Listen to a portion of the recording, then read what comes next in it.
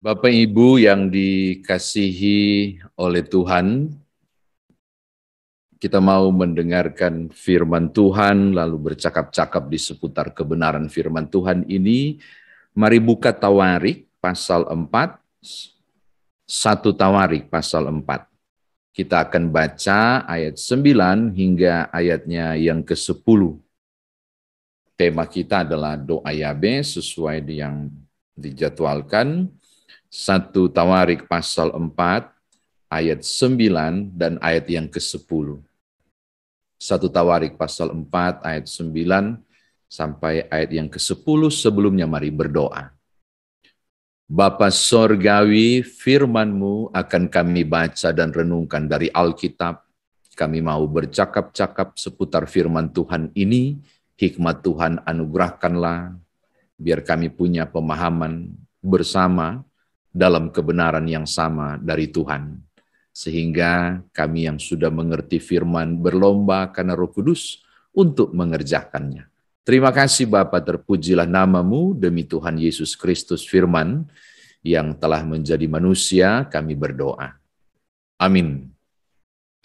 1 Tawarik pasal 4, 1 Tawarik pasal 4, ayat 9 hingga ayatnya yang ke-10, saya bacakan untuk kita semua. Yabes lebih dimuliakan daripada saudara-saudaranya. Nama Yabes itu diberi ibunya kepadanya sebab katanya, "Aku telah melahirkan dia dengan kesakitan."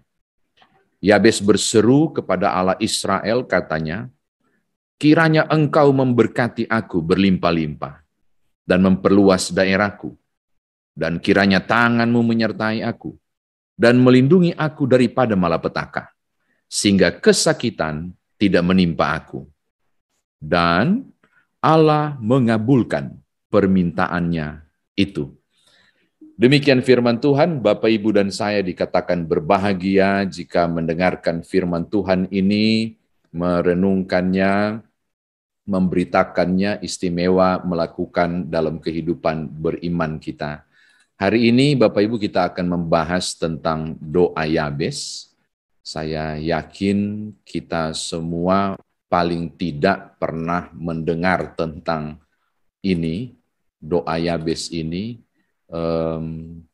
Gimana ya, ini begitu populer di era tahun akhir 90-an.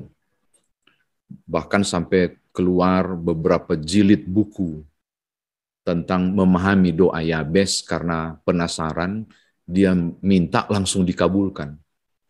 4 permintaan langsung dikabulkan.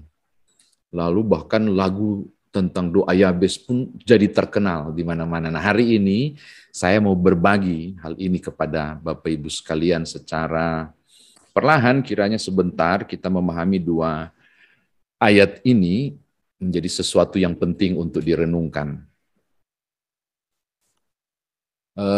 Kita cari tahu ini tentang Yabes menggunakan prinsip apa, mengapa, bagaimana. Jadi apa itu doa Yabes, mengapa itu dinaikkan, bagaimana bisa begini, bagaimana bisa begitu. Kita akan melakukannya Bapak Ibu untuk mencari pemahaman. Kita mulai dengan apa dulu ya. Yang pertama adalah apa itu Yabes, siapa itu Yabes, dan beberapa hal tentang orang ini yang perlu kita cari tahu. Dalam bahasa Ibrani Bapak Ibu, Yabes itu Yabetz. Kata Yabetz ini berarti dia yang berduka, dia yang sengsara. Istilah ini merupakan kata kerja tense imperfect. Kalau dalam tenses itu lalu kemudian bisa diartikan bahwa suatu kegiatan yang sedang berlangsung terus-menerus. Jadi ketika bicara soal arti Yabes, berarti dia yang sedang berduka terus-menerus. Kasihannya, dia sedang berduka terus-menerus. Ini Yabes, pribadi yang sedang berduka, lalu terus-menerus lagi dukanya yang dia alami. Oke, ini yang pertama. Lalu kemudian, tokoh ini saya kira asing sebenarnya di telinga Bapak Ibu barangkali, karena banyak orang kesulitan untuk menemukan tokoh ini dalam kitab suci atau Alkitab kita, sekalipun rajin membaca. Mengapa? Karena dia cuma muncul 2 kali Bapak Ibu. Di 2 ayat, yaitu di 1 Tawarik pasal 4 ayat 9 dan 10. Setelah itu selesai. Hilang. Tidak ada lagi berita tentang dia. Tetapi 2 ayat ini menjadi sesuatu yang luar biasa. Kalau tidak salah saya sudah pernah membahas sedikit latar belakang tentang Yabes di salah satu ibadah terjadwal kita di ibadah keluarga kalau nggak salah. Di bulan lalu kita membaca Tawarik, kalau nggak salah di bulan lalu. Nah, Yabes ini berasal dari cabang yang lain. Cabang yang lain ini garis keturunan yang bukan siapa-siapa, kurang diperhitungkan. Dia kemungkinan besar kalau lihat pasal 2 ayat 4 itu dari seorang perempuan bernama Tamar.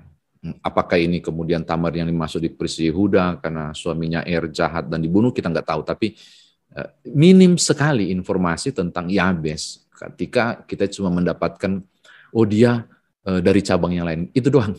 Jadi tidak ada kurikulum vitae. CV-nya Yabes itu begitu doang. Tidak kita kenal dari siapa sesungguhnya orang ini. Oke, nah kita sedikit tahu tentang Yabes. Nah sekarang mengapa? Mengapa dikasih nama Yabes? Lalu kok bisa sih kasih nama tentang kesakitan? Nah kita, Bapak Ibu, ternyata nama Yabes ini diberikan oleh orang tuanya itu karena berhubungan dengan satu proses melahirkan dirinya. Di 1 Tawarik pasal 4 ayat yang ke-9. Itu mamanya bilang begini, aku telah melahirkan dia dengan Yabes. Aku telah melahirkan dia dengan kesakitan. His mother called his name Jabez, saying, because I bear him with sorrow. Kiyaladeti bet osep. Jadi saya telah melahirkannya dengan kesengsaraan, saya telah melahirkannya dengan kesakitan. Karena ternyata berat banget melahirkan anak ini.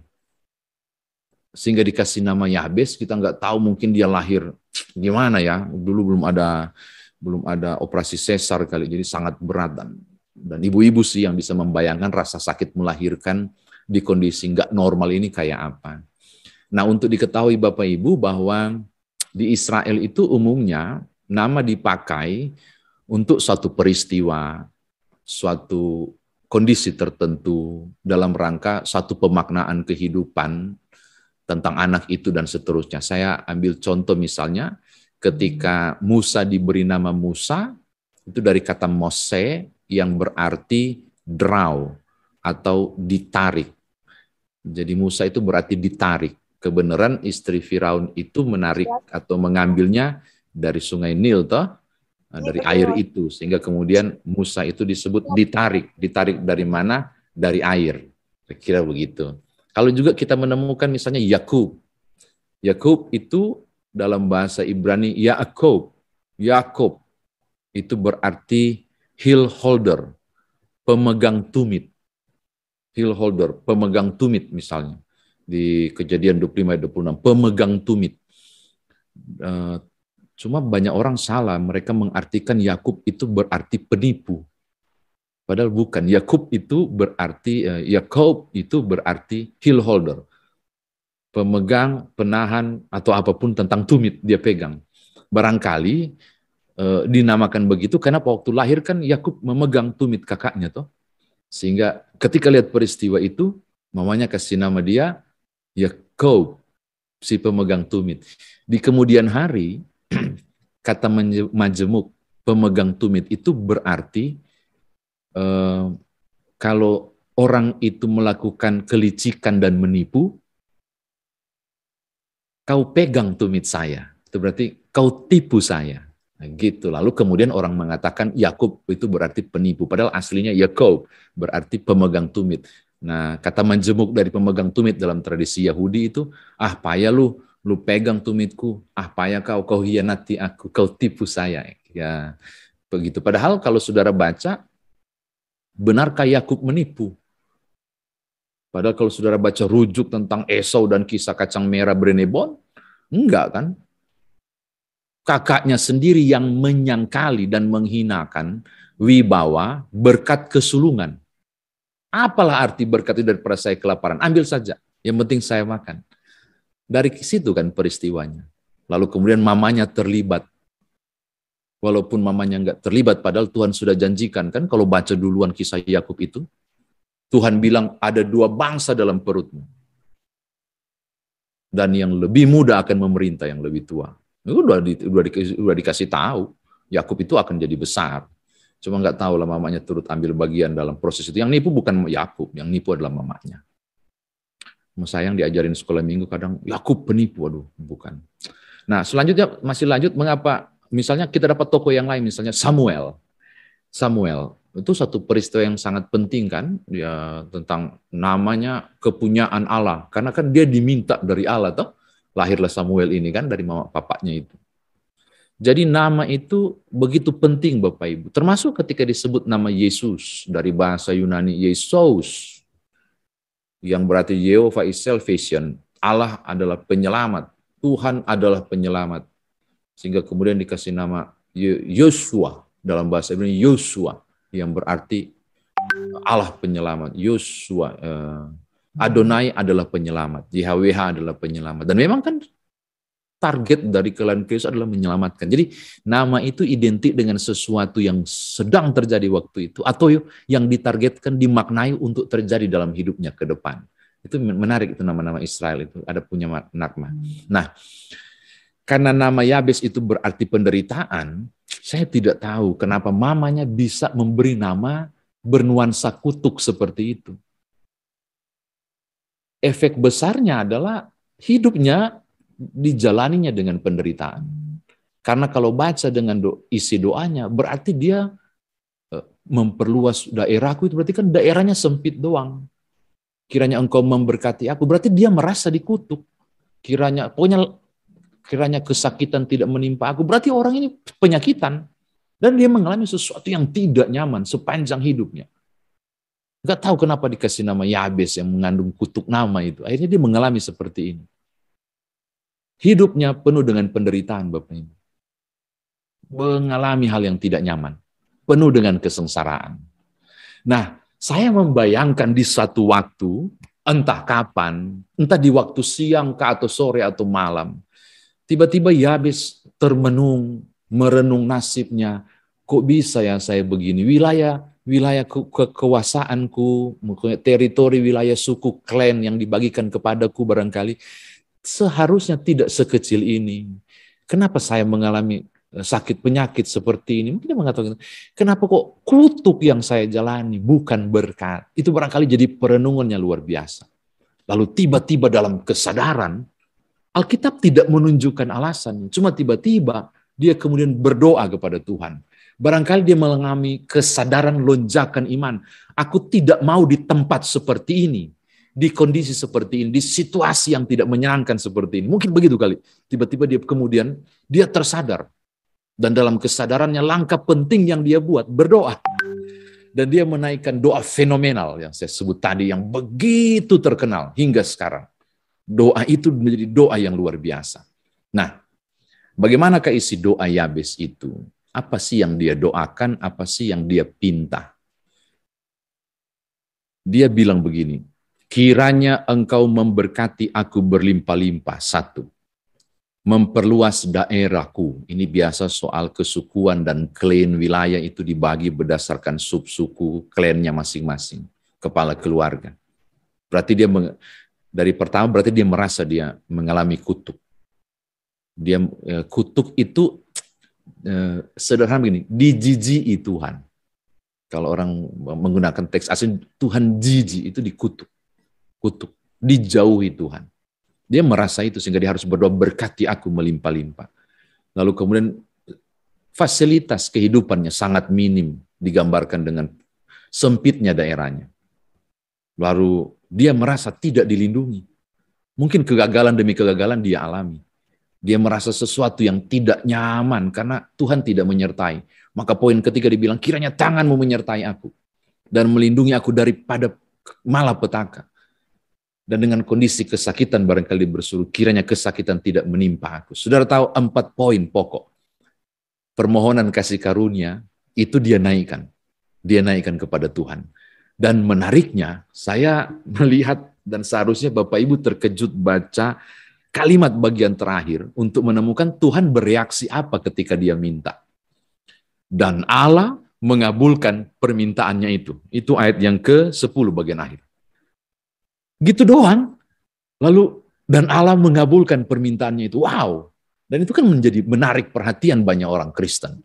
Sehingga kemudian mengatakan, kita harus belajar doa Yabes. Karena doa Yabes itu ketika diminta langsung dikabulkan. Saya menyebut ini pemahaman teologis yang sedikit keliru ya. Kita tidak tahu kapan itu dikabulkan. Kapan proses pengabulannya, itu proses yang panjang saya kira. Tidak jatuh dari langit wilayah kekuasaannya lebar kan.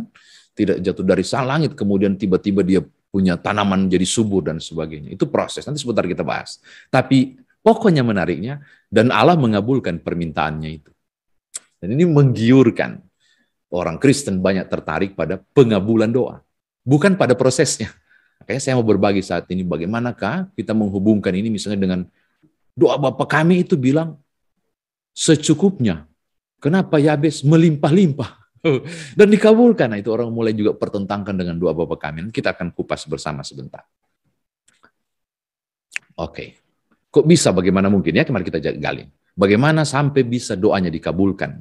Saya berbagi beberapa hal, saya akan menghubungkannya dengan teks-teks lain dalam Alkitab, bukan cuma doa Yabes. Saya akan menyoroti doa Yabes ini dalam terang firman Tuhan, khususnya teks-teks yang bicara tentang doa dan pengabulan doa. Yabes ingin mengubah hidup. Langkah apakah yang ia lakukan? Ini menarik, Alkitab berkata, lalu dia berdoa. Lalu dia berseru kepada Allah. Dia berdoa kepada Allah. Tefilah dalam bahasa Ibrani itu bukan hanya berarti doa. Tefilah itu berarti menghantar yang terbaik. Menghantar yang terbaik. Jadi kalau berdoa kepada Allah berarti menghantar yang terbaik kepada Allah. Saya mau katakan hal pertama ini sangat penting.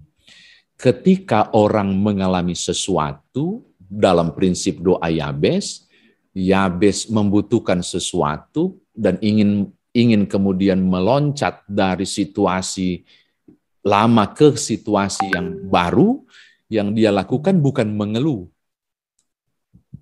Tefilah, dia berdoa, bahkan Alkitab mengatakan dia berseru kepada Allah. Maka saya menunjuk dua ayat ini kepada Bapak Ibu. Untuk mendapatkan sesuatu, kita harus meminta kepada Allah, Yakobus 4 ayat 2. Tetapi juga kita juga mengerti bahwa Matius pasal 7 ayat 7, mintalah maka akan diberikan, carilah maka akan mendapat, ketoklah maka pintu akan dibukakan. Berarti kalau nggak ketok, nggak cari, nggak minta, ya nggak dapat apa-apa. Walaupun banyak orang ngeles begini, sebelum aku meminta engkau sudah tahu Tuhan. Tapi tidak boleh lupa Matius 7 ayat 7, mesti minta.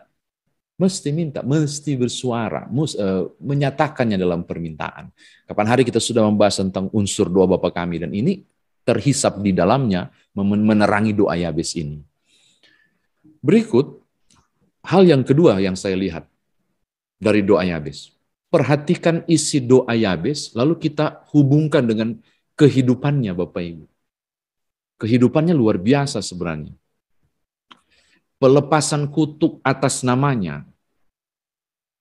Namanya nama penderitaan dan bernuansa kutuk. Dan untuk mengubah kutuk jadi berkat itu bukan wilayah dia. Itu cuma wilayah Tuhan. Makanya dia berseru ke Tuhan, berkatilah aku melimpah-limpah. Sebab cuma Tuhanlah yang mengubah kutuk menjadi berkat. Kalau saya pribadi nggak tahu penafsir yang lain memahami nama ini nama kutuk. Ngapain juga, adakah orang tua yang kasih nama anaknya, hai kesakitan, selamat pagi, sudah makan belum? Ini loh yang terjadi, Yabes itu. Dan itu sesuatu yang mengerikan dikasih nama seperti itu. Maka dia datang bukan ke tempat yang lain.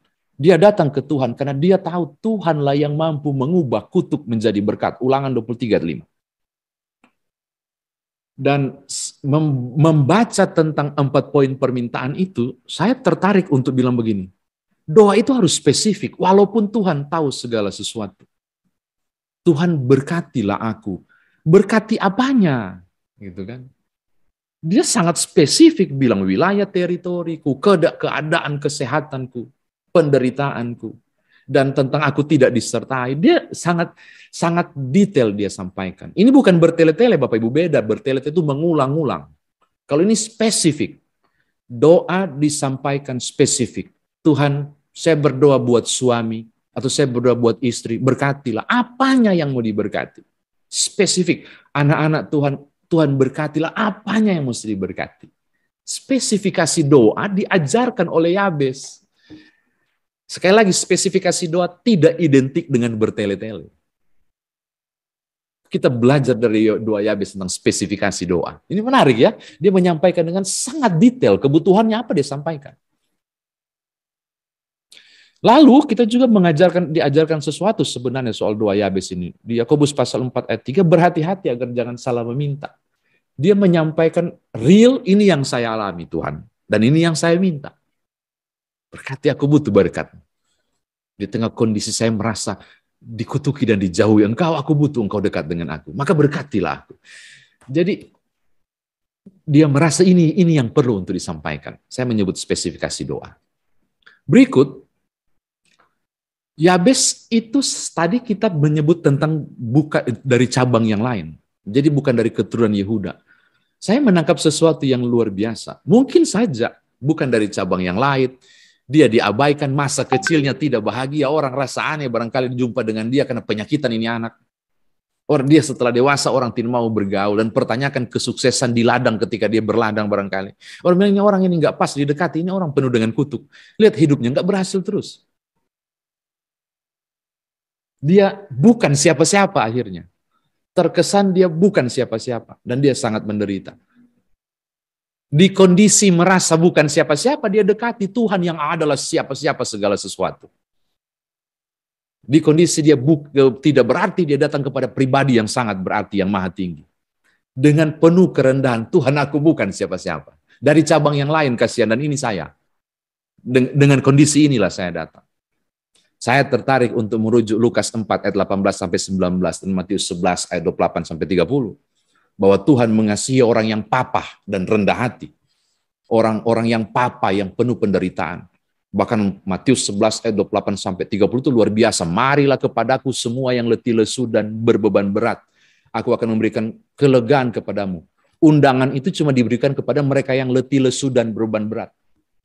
Kalau masih begitu angkuh untuk bilang saya mampu melewati ini, undangannya nggak diberikan. Undangan cuma diberikan kepada yang letih lesu dan berbeban berat. Toh?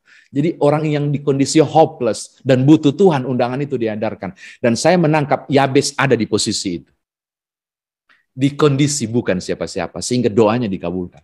Pendekatannya adalah pendekatan penuh kerendahan. Membutuhkan banget Tuhan. Aku butuh engkau Tuhan. Jadi saya mau visualkan gimana dia barangkali terduduk di lantai dan berdoa itu. Di tanah barangkali. Dalam kerapuhan, dia berseru dengan penuh kerendahan. Doanya dikabulkan. Saya menyebut bahwa engkau datang kepada Tuhan dalam kerendahan. Sebagaimana apanya aku dan engkau dalam kerendahan. Dan Tuhan menyukai orang yang papah dan rendah. Dan undangan diberikan kepada yang letih lesu. Oke, berikut. Menurut saya kenapa dikabulkan? Kita harus balik ke pertanyaan doa Bapa kami tadi. Bolehkah meminta lebih? Bukankah Yesus ajarkan secukupnya? Karena banyak orang menggugat juga doa Yabes ini. Doa Yabes ini bertentangan dengan doa Bapa kami. Doa Bapa kami bilang secukupnya, tetapi doa Yabes itu melimpah-limpah. Ini kan perlu dijelaskan. Yang pertama Bapak Ibu, secukupnya dalam Matius, doa Bapa kami di Injil Matius itu memang diterjemahkan secukupnya. Terjemahan bebasnya itu, berilah kami pada hari ini makanan kami yang secukupnya. Makanan itu roti. Secukupnya itu daily bread. Roti sehari-hari. Bapak Ibu tangkap kata secukupnya itu di soal daily, di hari per hari. Tuhan cukupkan kebutuhanku, makanku, rotiku di hari per hari. Itu kata secukupnya, di hari per hari. Doa Bapa kami itu mengandung makna bukan soal secukupnya, bukan. Doa Bapa kami itu mengandung makna keyakinan iman bahwa Tuhan pelihara saya bukan per tahun, bukan per bulan, Tuhan pelihara saya hari per hari. Itu merujuk roti mana yang tiap pagi datang jatuh dari sorga. Roti dari embun itu. Itu Tuhan pelihara Israel hari per hari. Pemeliharaan Tuhan bukan minggu per minggu. Bukan bulan per bulan. Bukan spekulasi tahun depan tang, bukan. Karya Tuhan itu hari per hari. Seakan hari per hari aku butuh Tuhan. Itu makna doa Bapa kaminya. Daily bread. Roti saya sehari-hari. Itu mengandung pemahaman seperti itu. Selanjutnya, saya menyebut bahwa Yabes tidak dalam kondisi serakah kalau kita hubungkan dia dengan doa Bapa kami secukupnya. Tidak, menurut saya tidak. Mengapa tidak, Bapak Ibu? Karena bedakan orang yang serakah dengan orang yang tulus. Ini doa seorang biasa yang menurut saya di penderitaan yang luar biasa dan memohon kepada Allah yang maha luar biasa. Kira-kira begitu. Orang yang biasa-biasa saja. Di penderitaannya yang luar biasa, dia cari pribadi yang sangat luar biasa. Jadi jangan lihat keserakahannya, lihat lojatan imannya. Bayangkan di posisi Yabes yang pernah mengalami kesakitan dan namanya seakan menjadi nama kutuk itu, tiba-tiba dia buat lompatan besar, berkati aku melimpah-limpah. Ini bukan keserakahan, ini loncatan iman. Dari orang yang biasa yang memiliki iman yang besar kepada Tuhan yang maha besar itu. Jadi kalau orang mengklaim doa Yabes itu adalah doa yang tidak setara melawan kehendak doa Bapa kami, keliru, perspektifnya keliru. Jangan lihat dari sisi itu. Berikut, kita juga melihat tentang Bapak itu, bolehkah meminta lebih? Bolehkah minta lebih? Meminta lebih itu harus dibarengi dengan pemahaman yang lebih. Konsekuensinya itu Yohanes pasal 15 ayat 7 sampai ayat yang ke-8. Yohanes 15 ayat 7 sampai ayat yang ke-8. Bolehkah minta lebih? Menurut saya boleh. Boleh minta lebih. Lebih dalam pengertian apa? Di ayat 7 itu. Meminta itu harus sesuatu yang lebih itu mungkin dia dikabulkan dalam ayat 7. Meminta lebih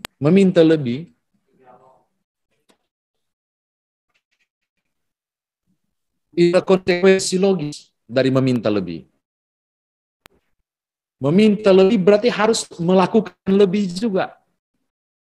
Karena semua akan dipertanggungjawabkan. Jadi kalau ditanya minta lebih itu bagaimana dan seterusnya, ada pemahaman seperti itu. Selanjutnya Bapak, saya gangguan internet, mudah-mudahan tidak terganggu di slide. Meminta lebih meluaskan teritoriku, wilayahku, daerahku itu memiliki tanggung jawab yang lebih, karena 1 Petrus pasal 3 ayat 19b menuliskan itu. Hendaklah kamu memberkati, karena untuk itulah kamu dipanggil, yaitu untuk memperoleh berkat. Semakin engkau diberkati, seharusnya engkau semakin menjadi berkat bagi orang lain. Ini konsekuensi logisnya. Ketika orang kemudian berharap sesuatu yang lebih misalnya. Tiap permintaan ada konsekuensi, yakni kewajiban yang menyertai dari permintaan itu. Bagaimana masih bisa dikabulkan? Ini masih banyak pertanyaan tentang semua itu, dan saya tertarik dengan penggunaan kata permintaan itu dia sampaikan. Itu menggunakan tense perfect yang itu punya makna dalam teks asli, itu berarti sesuatu yang sudah rampung atau selesai dikerjakan, tapi bukan bentuk lampau. Maksudnya, saya sudah selesai minta, tapi bukan bentuk lampau. Itu punya makna yang sangat penting, Bapak Ibu. Doa itu dinaikkan dengan iman yang luar biasa, dan Yabes mengatakan, saya sudah selesai. Sudah selesai menyampaikannya, dan saya rasa Allah sudah merampungkan permintaannya itu. Yabes meyakini Tuhan sudah merampungkan permintaannya. Walaupun belum rampung, saya yakin. Tapi ini soal imannya, makanya. Dan Tuhan mengabulkannya, itu bukan jatuh dari langit, Bapak Ibu simsalabim, langsung teritorinya. Enggak, itu proses. Karena dia menggunakan tense perfect itu, proses panjang dari pengabulan doa itu. dia kembali bercocok tanam, kemudian dia terus menggemurkan tanah, tiba-tiba panennya kemudian mulai meningkat dari bulan ke bulan, dari tahun ke tahun. Markus pasal 11 ayat 24 itu, apa saja yang kamu minta dan doakan, percayalah, kamu telah menerimanya. Ini bukan soal iman. Maksud saya ini bukan cuma bicara soal isi doa tadi yang wow, doanya ideal banget dan dikabulkan. Bukan. Ini bicara soal keyakinan iman, bahwa saya sudah selesai Tuhan. Dan saya percaya Engkau sudah mendengarkan dan mengabulkan. Ini soal iman. Makanya kata amin itu, dari kata aman yang sangat identik kata dasarnya dengan kata iman. Keyakinan bahwa Tuhan sudah mendengar, sudah rampung. Soal prosesnya biar berproses. Yang punya pemahaman keyakinan iman seperti itu. Nah, saya mau sampaikan sedikit catatan penutup sebelum barangkali kita berdiskusi. Perhatikan sekali lagi doa habis ini ya. Kiranya Engkau memberkati aku berlimpah-limpah dan memperluas daerahku, dan kiranya tangan-Mu menyertai aku dan melindungi aku daripada malapetaka, sehingga kesakitan tidak menimpa aku.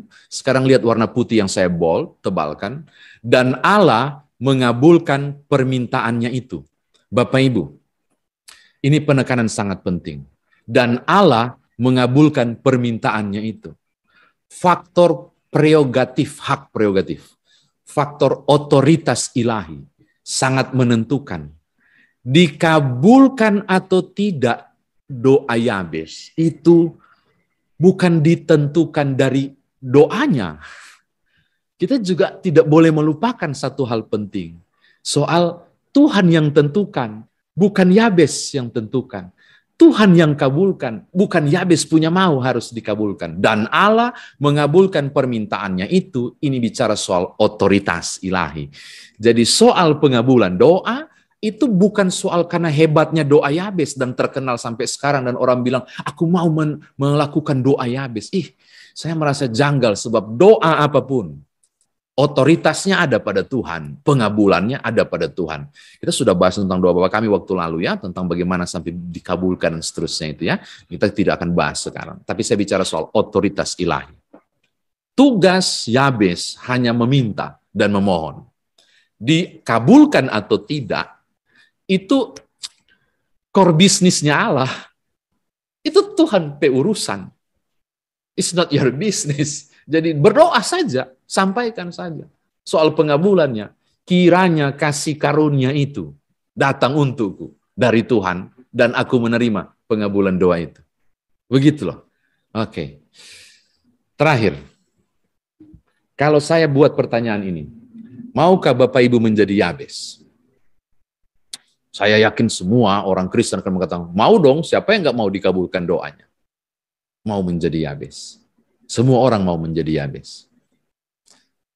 Tetapi, saya ajak Bapak Ibu lihat Markus 2 ayat 1-11. Nggak usah kita baca ya 11 ayat. Markus pasal 2 ayat 1-11 tentang orang lumpuh yang disembuhkan. Wah, itu menarik Bapak Ibu.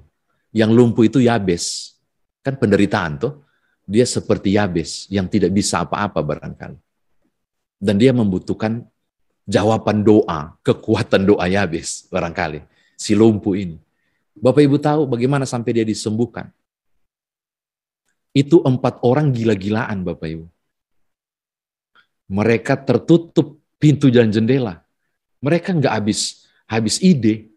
Tiba-tiba mereka naik ke atas untuk buka yang di atap rumah itu. Dan biasanya itu jalur untuk menaikkan hasil ladang. Dan dijemur di bagian atas. Nah mereka pakai lorong pintu itu. Gila nggak itu menurut saya? 4 orang ini.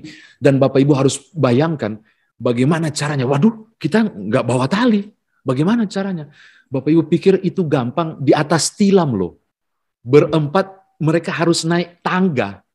Biasanya ada rumah orang Yahudi itu ada akses dari luar naik tangga. Awas-awas kiri kanan itu ribut pasti naik tangga itu. Karena di atas tilam ngangkat orang. Lalu ketika itu mereka barangkali tidak punya tali, mereka buat sesuatu yang dari jubah barangkali diikat-ikat, saya nggak tahu. Baru kasih turun kiri kanan. Wow, itu pekerjaan yang luar biasa. Dan kalau Bapak Ibu baca Markus pasal 2 sampai 1-11, Tuhan lihat siapa? Tuhan nengok dan Tuhan lihat siapa? Alkitab bilang, dan ketika Yesus melihat iman mereka. Mereka loh, bukan si lumpuh ini, bukan si Yabes ini. Tapi iman mereka. Mereka itu siapa? 4 orang itu. Gara-gara iman 4 orang itulah si Yabes disembuhkan. Makanya saya mau bilang begini, di ajakan penutup ini, ketika banyak orang ingin jadi Yabes, saya mau bilang kita harus naik level dong.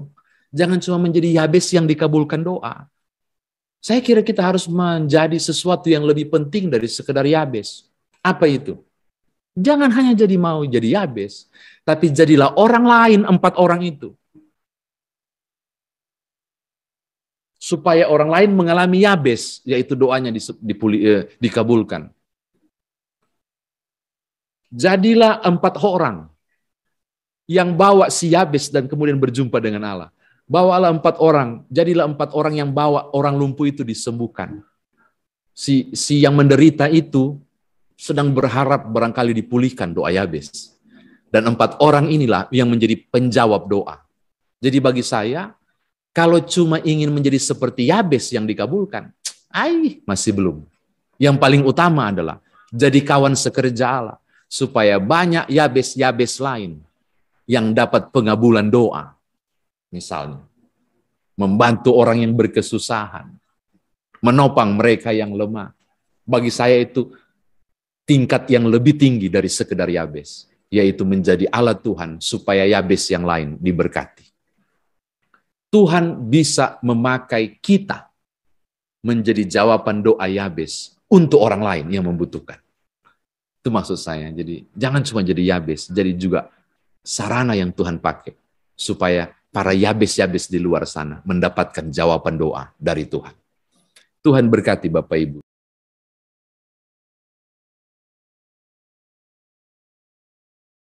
Pertama-tama terima kasih Pak atas penjelasan mengenai Yabes, doa Yabes.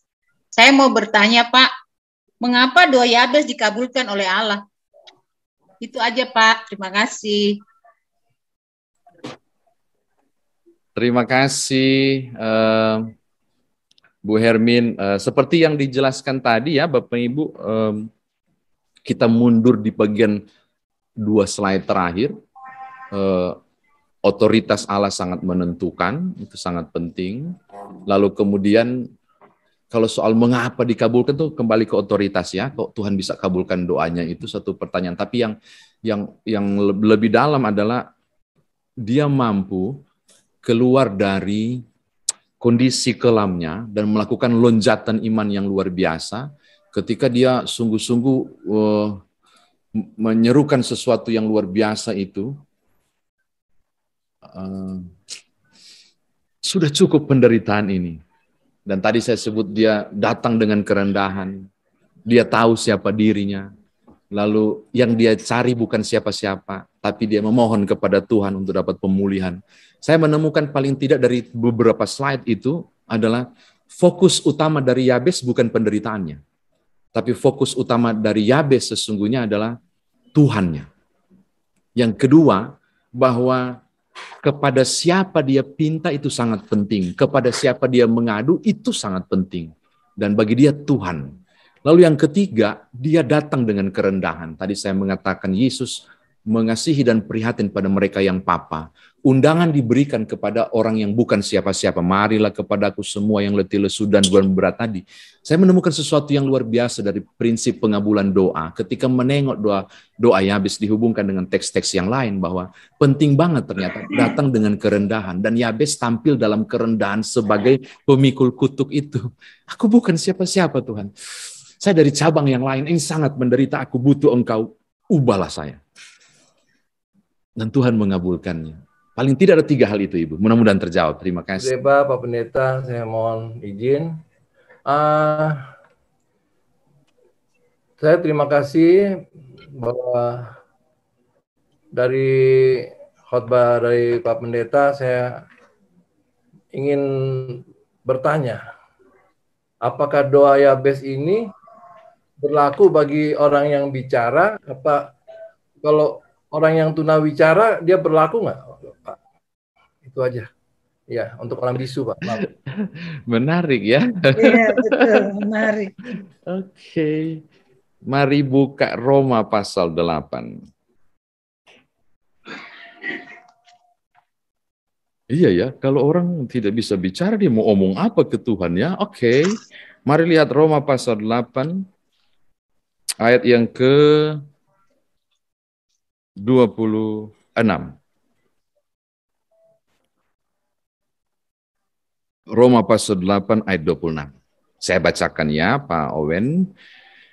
Demikian juga, Roma 8 ayat 26, demikian juga roh membantu kita dalam kelemahan kita, sebab kita tidak tahu bagaimana sebenarnya harus berdoa, tetapi roh sendiri berdoa untuk kita kepada Allah dengan keluhan-keluhan yang tidak terucapkan.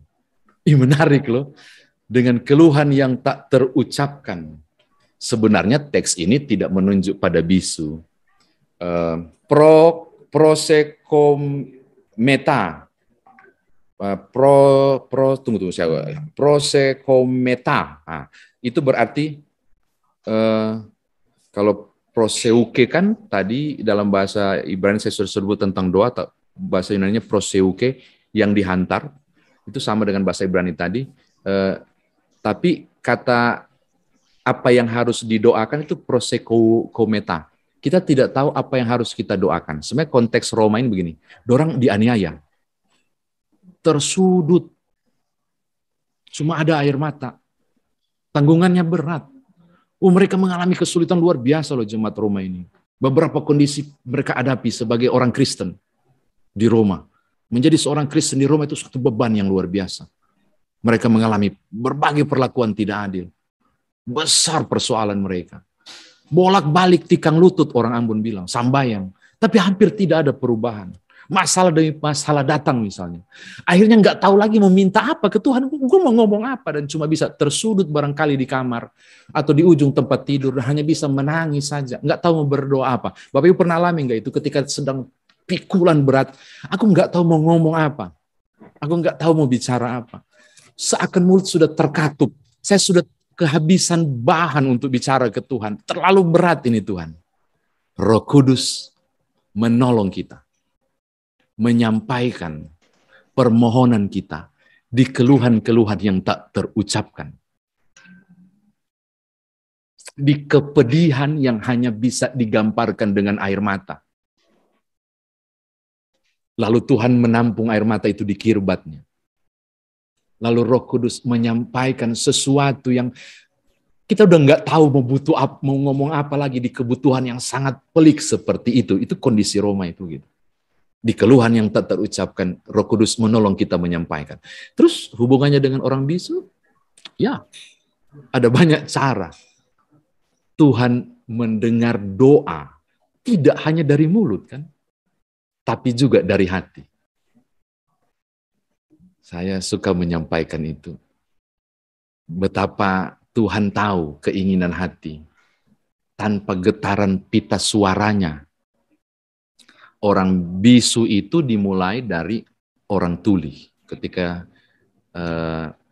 otaknya itu tidak diajarkan menerima gelombang suara yang diubah menjadi gelombang listrik. Kenapa saya tahu? Karena Bapak Ibu tahu sendiri saya punya si bungsu kan, itu penjelasan dokter seperti dari koklea, itu menerima getaran, dikirim, ketika sampai ke rambu-rambu di sekitar koklea itu, saraf-saraf kecil itu, kemudian diubah menjadi listrik. Listrik dalam pengertian bukan tersengat kita. Power listriknya berubah jadi power suara, power listrik dikirim ke otak. Dan setiap kata yang didengar, diterjemahkan oleh otak, dilatih oleh lidah untuk diucapkan. Jadi orang bisu itu dimulai dari orang tuli. Dan Tuhan Maha Adil, saya percaya Pak Owen, bahwa kendati pun dia tidak bisa mengucapkan doanya, Tuhan tahu di hatinya atau pikirannya, dan Tuhan mampu menerjemahkan keinginannya dalam kebisuan sekalipun. Doa dalam hening. Kisah Hagar yang dibuang, itu seruan dalam hening. Dan Tuhan mengabulkan permintaannya kan. Tidak jadi mati Ismail. Jadi kalau Pak Owen tanya bagaimana dengan orang bisu, saya percaya. Dalam keheningan dan kesunyian, Tuhan mampu mendengar. Kendati pun tidak ada getaran pita suara. Mudah-mudahan terjawab. Terima kasih Pak Owen. Terima kasih Pak Pendeta atas penjelasannya. Tuhan berkati, Pak. Tuhan berkati. Pak, terima kasih banyak Pak. Luar biasa. Saya belajar satu hal, bahwa mungkin yang akan membuat orang itu, kan karena doa yang rasanya belum terjawab, ada juga orang yang jadinya kepahitan ya. Kepahitan terhadap doa, karena Tuhan kayaknya nggak menjawab doa. Mungkin yang tadi Pak Pendeta bilang bahwa dalam pengabulan doa, bukan hal pengabulan doanya yang jadi masalah, tapi proses dalam rangka pengabulan doa itu. Mungkin doa belum dijawab, prosesnya masih berjalan. Sementara kita inginnya udah dijawab, padahal masih dalam proses. Tuh. Kemudian yang kedua, tadi Pak Pendeta katakan tiap permintaan ada konsekuensinya. Mungkin ini seperti yang dikatakan Yakobus bahwa kamu salah berdoa karena yang kamu minta itu untuk memenuhi hawa nafsu kita. Gitu Pak Pendeta. Terima kasih, mohon mungkin Pak Pendeta melengkapi. Terima kasih. Terima kasih Bu, betul sekali itu iman yang instan. Orang mentalitas instan, bukan iman, mentalitas instan. Kita ingin segala sesuatu cepat terjadi.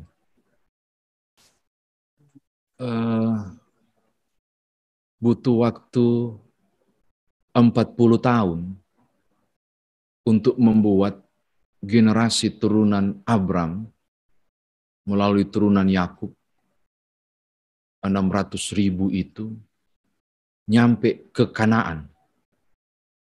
Padahal jarak dari delta sungai Nil di Mesir sampai di perbatasan menuju tembok Yeriko, itu ada 3 pilihan rute Bapak Ibu.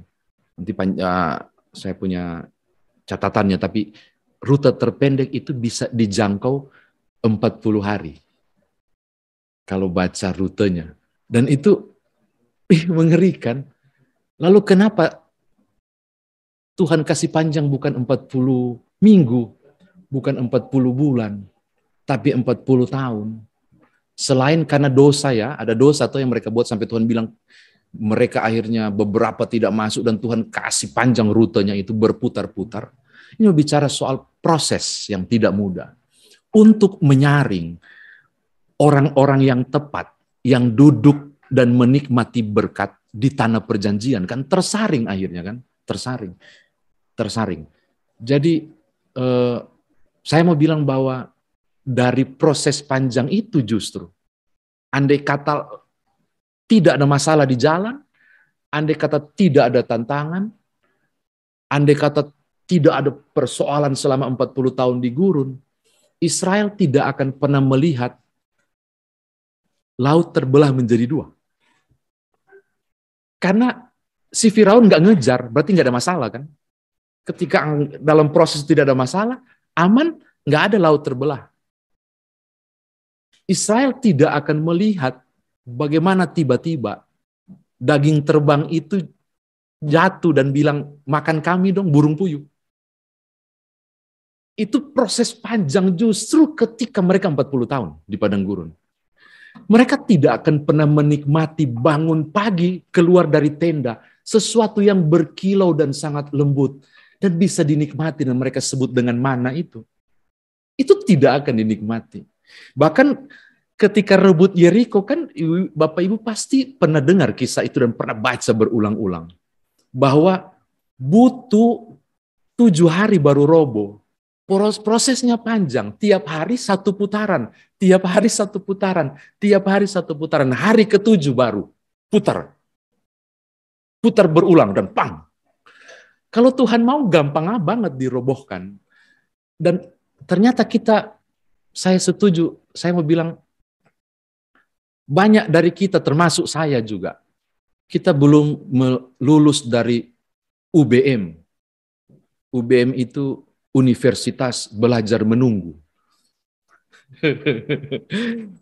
Kita selalu sesuatu yang instan harus terjadi. Kan mujizat bang, langsung terjadi. Tapi saya sangat yakin dia bersusah payah dulu untuk capai panen yang luar biasa. Saya yakin proses tidak mudah untuk teritorinya diperluas pada zaman itu.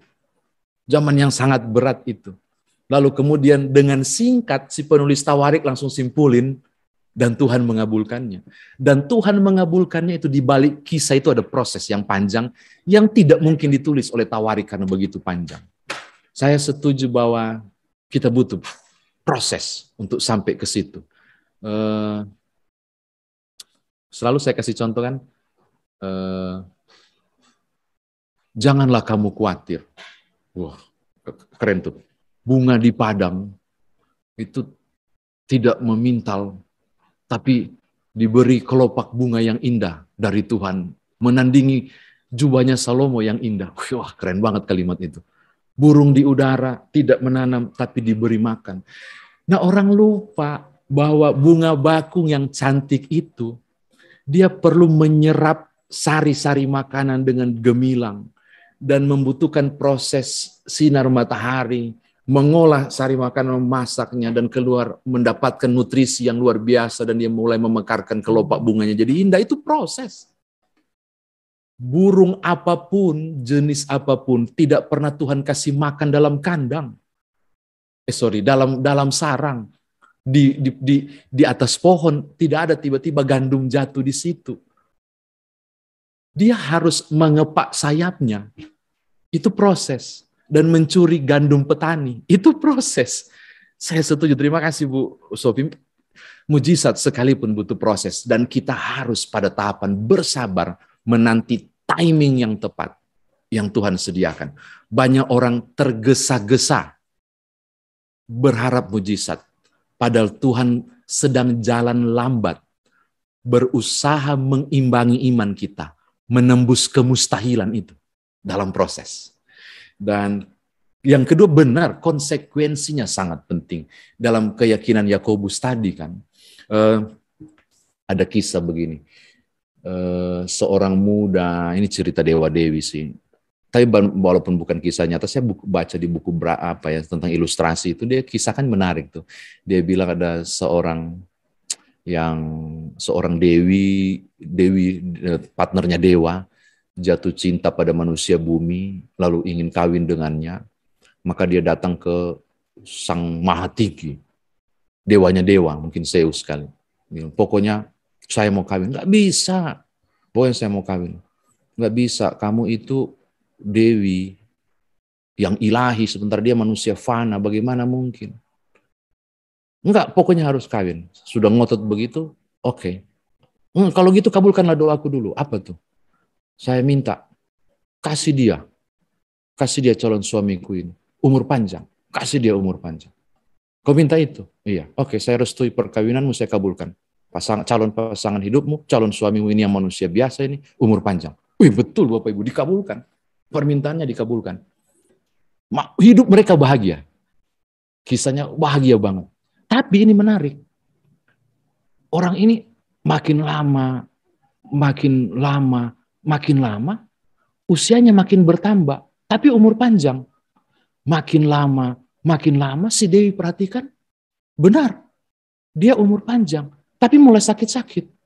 Makin lama. Betul, dia umur panjang. Tapi sakit-sakit dan tidak mati. Makin lama, akhirnya nggak bisa lagi bergerak di tempat tidur. Umur panjang, tapi nggak mati-mati. Akhirnya dia pikir, aduh, saya salah minta ke Zeus. Harusnya saya minta bukan umur panjang, tapi yang saya minta harusnya awet muda. Dia salah minta. Dia minta umur panjang, bukan awet muda. Saya lagi bayangkan andai kata Tuhan kita Zeus, yang mengabulkan apa saja yang kita minta. Termasuk permintaan yang salah, bisa cilaka ini dunia. Ini prinsip. Kita sangat tahu dan paham apa yang kita mau, yang kita inginkan. Tapi sesungguhnya kita sangat awam tentang apa yang kita butuhkan. Dan yang paling tahu apa yang kita butuhkan cuma Tuhan. Orang ini paling tahu apa yang kita inginkan. Tuhan sukses, Tuhan gaji naik, Tuhan pokoknya jangan sakit, bla bla bla. Tapi Tuhan tahu apa yang kita butuhkan. Yang soal kisah ilustrasi soal pedagang tahu itu, tempe itu sudah pernah saya ceritakan. Yang sudah pernah ya? Itu kan begitu juga yang diminta tuh.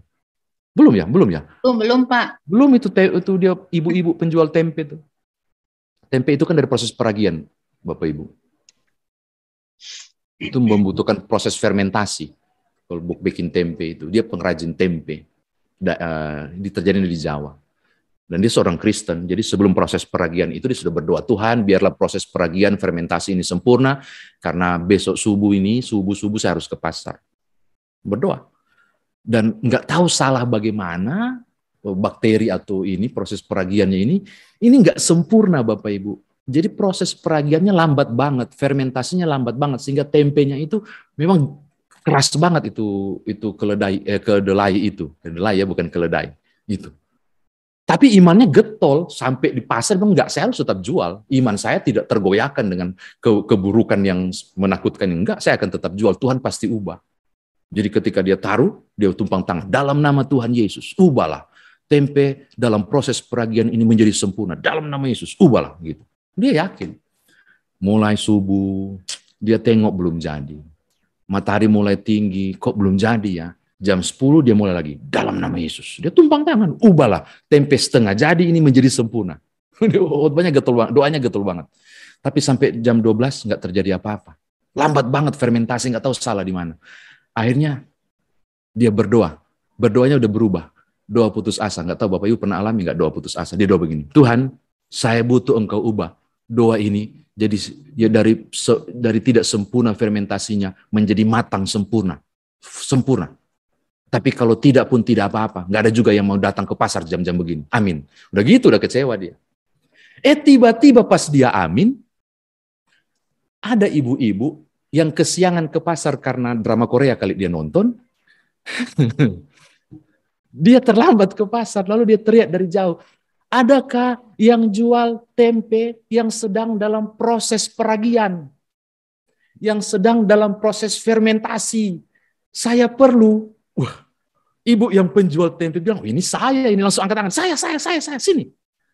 Pembelinya datang. Ketika pembelinya datang, si ibu itu langsung turun tangannya. Terus kalau Tuhan sudah kabulkan bagaimana? Kalau fermentasinya sudah sempurna bagaimana? Berarti nggak laku dong. Ibunya datang gini, Bu, tadi ibu angkat tangan, ibu punya tempe masih proses peragiannya, belum sempurna ya, saya mau beli. Sebentar ya, saya lihat dulu. Dia bukan bohong dia lihat, dia nengok sambil tumpang tangan sedikit begini, bilang, Bapak, saya ralat doa tadi. Karena ada yang mau beli, biarkanlah. Dan betul Bapak Ibu ketika diperiksa, nggak tahu kenapa memang lambat fermentasinya itu. Diborong tempenya itu. Ketika diborong, ibu ini penasaran. 15 tahun saya jadi tukang jual tempe ibu, dia tunjuk ibu itu, saya ada perlu dulu. Saya penasaran, 15 tahun saya jual tempe. Baru kali ini ada orang yang membeli dalam proses fermentasi. Yang belum jadi sempurna begini. Kenapa? Nah, ibu ini menjelaskan. Logatnya berubah. Begini, Ki. Anakku kan dari Makassar, Ki. Nah, pulang Ki di Makassar, dia senang sekali Ki tempe di sini. Nah, dari Jawa, Ki. Nah, saya harus kirim Ki yang mentah-mentah. Nah, tapi kalau turbulensi, Ki, rusak nanti. Nah, saya butuh dalam proses, Ki. Pas disampai Ki, dia langsung masak, no? Gitu. Dengan logat begitu. Oh. Saya mau tanya ke ibu-ibu, Bapak Ibu sekalian. Apakah doa ibu ini dikabulkan? Kan enggak. Kenapa? Karena yang dia ingini berubah proses fermentasinya jadi sempurna. Tuhan bilang bukan itu yang kau butuhkan, itu yang kau inginkan. Tapi Tuhan tahu yang dia butuhkan apa? Tempenya mesti laku, itu aja. Tuhan tahu yang dibutuhkan dan tempe itu mesti laku. Maka dikirimlah dengan kebetulan ada orang yang butuh. Kloplah. Saya setuju, saya mau katakan penting banget berproses bersama Tuhan dalam proses itu. Supaya kemudian tiap-tiap orang boleh melihat pengabulan doa itu tidak instan. Dan acap kali ada jawaban terbalik di dalamnya yang membuat orang, kok Tuhan gak jawab ya? Tapi kita lupa barangkali mata iman kita lagi tertutup. Padahal Tuhan suka kabulkan, cuma orang gak lihat. Karena kita melihat dengan cara berbeda. Kok jadi panjang akhirnya ya? Terima kasih. Sebelum lanjut, Bapak Ibu kita perdalam ya, Ibu Deba sampaikan tuh penting loh. Berapa banyak orang tua yang kalau marah bilang begini, coba lihat kalau kau enggak belajar kau, coba lihat mau jadi apa ngana. Kayak gitu loh. Itu kan bahasa-bahasa kutuk sebenarnya. Harusnya ada bahasa yang lebih baik. Seorang ibu Kristen, bukan mengucapkan kalimat-kalimat yang, oh syukur-syukur kau bisa cari kerja kalau begini modelmu. Ya ampun. Padahal itu harusnya bahasa-bahasa yang memberkati. Bu Depa, makasih loh. Itu menjadi peringat Ibu Yabes perlu disoroti memang, betul. Iya. Terima kasih. Lanjut.